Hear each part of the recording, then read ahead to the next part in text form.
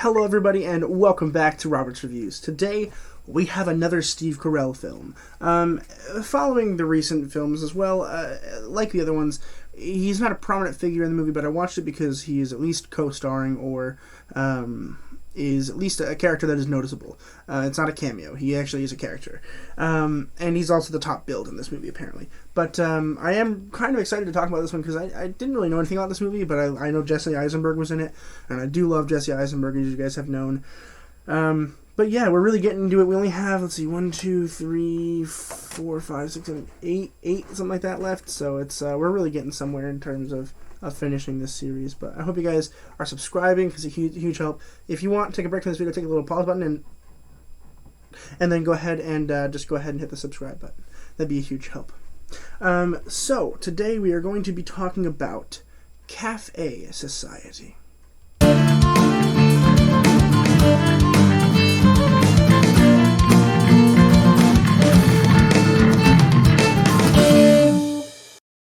Café Society was released in 2016. It was written and directed by Woody Allen. I believe I've seen a couple Woody Allen films. I don't really know a lot about them, but this one was weird because he also narrated it, and I do want to talk about narration for a quick second. So narration is a tool that some screenwriters use to help aid the film itself. In general, not a huge fan of narrating in terms of using it as a narrative tool, right? It feels lazy. In this movie, it didn't seem lazy, right? Because basically the idea is we're following Bobby and his mission to find love and to move around the world and discover love and people and people he likes. So what's interesting about the narration is that we follow him and we get to hear about other people as well. So we get to go from one point to another. And he gets to discuss other people, but we see, Bobby's perspective the whole movie. It feels like a narrative book, which is really cool. I think that the use of narration in this movie was particularly smart.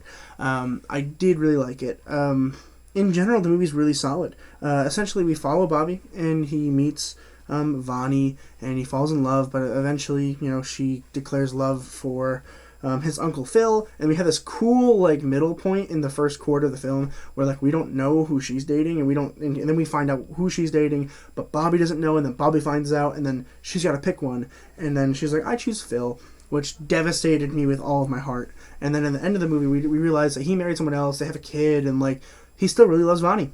And it's unfortunate. That's the end of the movie. It's all about unrequited love and how just because you love somebody doesn't mean you're necessarily going to end up with them, which is incredibly sad. But it is what the movie's about, unfortunately. But overall, a really solid movie. I enjoyed watching it. I enjoyed my time. It is on Amazon Prime. It's an Amazon original. So if you guys are interested in watching it, it is on Amazon Prime. Let's talk about the acting real quick. First, Steve Carell as Phil. So Phil is a famous agent, basically, he knows all famous people in Hollywood. And he runs an agency, and he's always busy. He's traveling a lot, and he is married. But he's also dating Vonnie, who is 30 years younger than him. So they meet each other and they fall in love and all that stuff. And Phil has to decide whether he wants to keep his wife or drop her and pick up Vonnie, which you should never have to decide, but whatever. And basically about halfway through the film, he decides, I'm not gonna do it. I'm gonna stick with my wife. Then about 10 minutes later, he's like, no, I'm gonna get rid of my wife and join Vonnie. And then Vonnie says yes, which is devastating to Bobby. But I think his character is really interesting. I think that we should have had a little bit more screen time with Phil to make us understand why he would choose these things. Instead, it was he chooses this, and I was like, okay, but why? I need more of it. Steve Carell recently hasn't had a lot of screen time in the movies that he's been in. He's been a side character, and this is also still a side character film. I'm excited to get through some of these newer ones where, Battle of the Sexes, where he seems pretty prominent, as well as Beautiful Boy, which I've already seen. I love that movie, so I'm so excited to talk about that one. But yeah, overall, I think Steve Carell was okay. I don't know if it was necessarily the best choice. I think maybe a lesser-known actor would have done just the same job, and maybe they didn't have to spend as much money. But I don't know. Maybe it was worth it to get the revenue. I'm not sure. It's not that he was bad. I just don't necessarily know if we necessarily needed him, But I guess they did. Jesse Eisenberg as Bobby.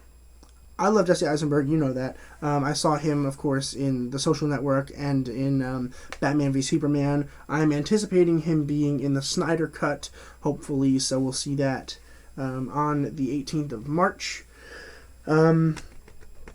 He's really good in this movie. I think he's better than what he was in Batman v Superman, but I don't think he was quite up to par with what he was in The Social Network, but pretty close. I did enjoy it overall, I think, in general. I liked his performance. I think some parts might have been a little bit too Mark Zuckerberg-y, where it didn't quite fit his character, I feel like, but who am I to judge the character?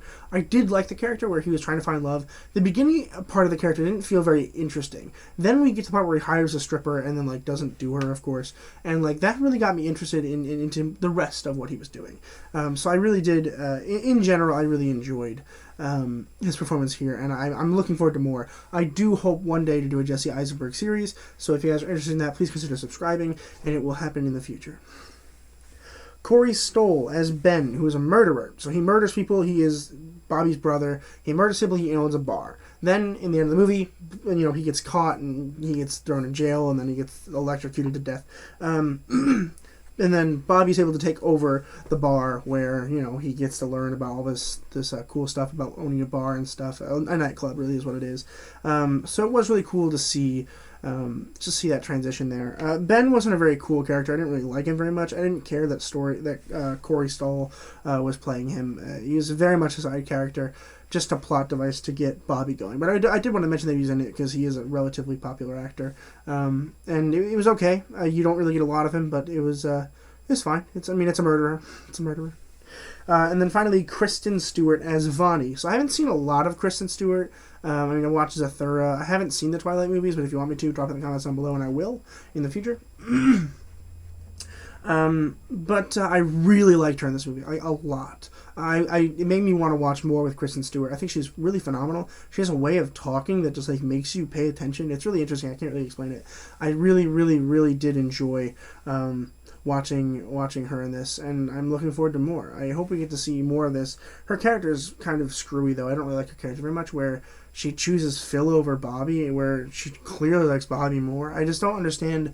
I guess I do understand that that's kind of the point of the movie, is that sometimes you don't really get what you want. But still, it was disappointing to the masses, I think. But I think that's going to do it for me today. I'm going to go ahead and give Café Society an A-. Make sure you guys are subscribing if you guys like the content. I'm hoping to get out more and more. We're doing basically almost every day now, so it's getting intense. So make sure you guys are subscribing. It helps me out a lot. Like the video, share, comment down below what you guys want to see. I'll add it to the sticky notes behind me, and it'll be shown on the channel at some point. But I do really, really, really, really, really like this whole idea of doing actors. So, as you guys know, I've been doing Leonardo DiCaprio on Tuesdays, and on Thursdays I've been doing Steve Carell. So I'm hoping to do more acting ones, but it looks, at least as of right now, that we're not going to get an acting one for a bit. So we'll see how that goes. But make sure you guys are subscribing and following along to watch more of it. And as always, keep watching movies and television, stay educated, and I'll see you guys in the next video.